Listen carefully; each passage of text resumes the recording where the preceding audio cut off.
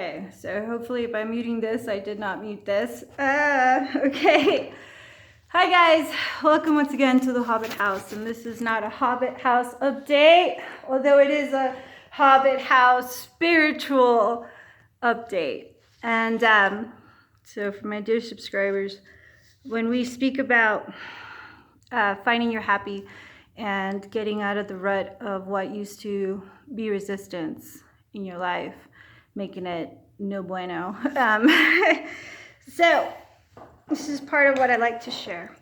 While I'm here doing this work, listening to playlists from the last 20 years of my life, thanks Pandora, yay, thumbs up. I also am very much aware in moments like I just had right before I did this video, is that I did 20 years of technical theater, usually for vastly and mostly for companies that didn't have a lot of money. So it was no quitting, it was about improvising.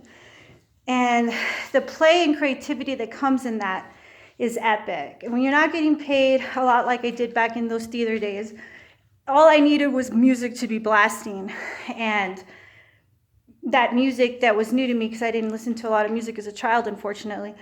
But as an adult, in this, 17 years old, listening to KLOS, rock station out of LA, in the middle of the fucking Mount Cinecino Theater, my mind started to open to all these other worlds and possibilities. So that's the beauty and importance of music.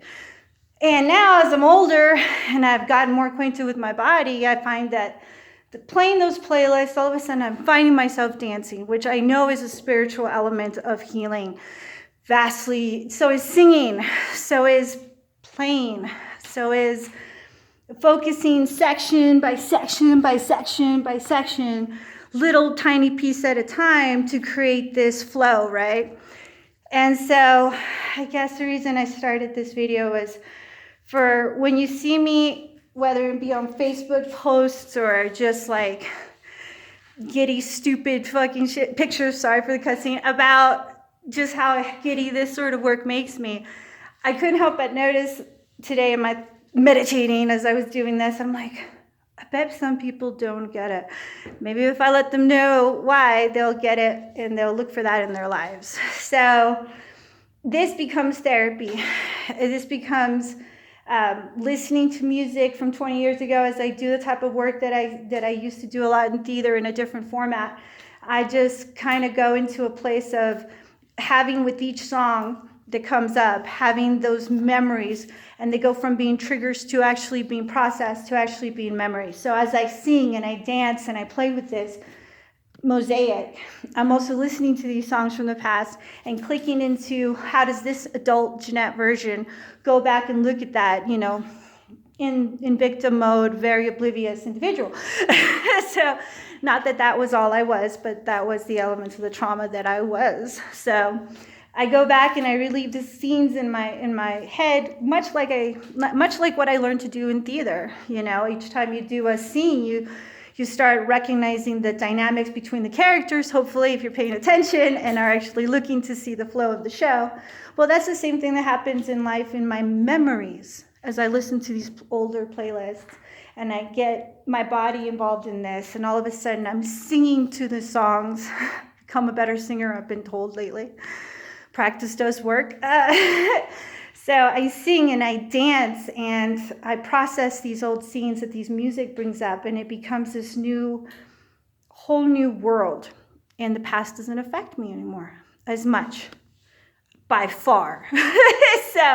And there's forgiveness and love and compassion in all this work therapy with music blaring and ability to dance in the halls or in the Hobbit house, as it were. But anyway, I hope that made sense to some of you. How to get to your happy spot, how to continue to process your shadow work on your daily. You don't have to absolutely stop everything and go on like a 2-week seminar somewhere in the woods. You can do it at work. You can do it you can do it anywhere you can get yourself happy. And if you can use tools like music, dancing, singing, to focus yourself in a positive place before you process these shadow work that we all have to get through in order to proceed into a carefree, happy life. And by carefree and happy, I don't mean that that's all it ever is, because that's not realistic, but it sure as hell 90% of the time that actually is realistic. I'm happy to report. So anyway, I guess in the last bit here, I just wanted to mention that I'm going to be working with an incredible gentleman named Joel in the future.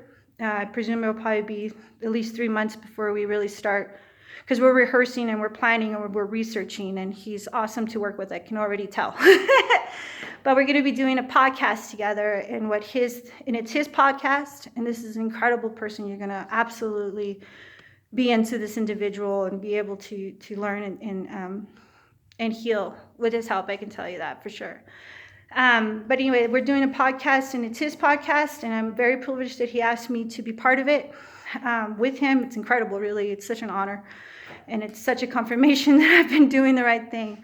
So anyway, more on that later. I got to get back to work. All right. I love you guys. Adios.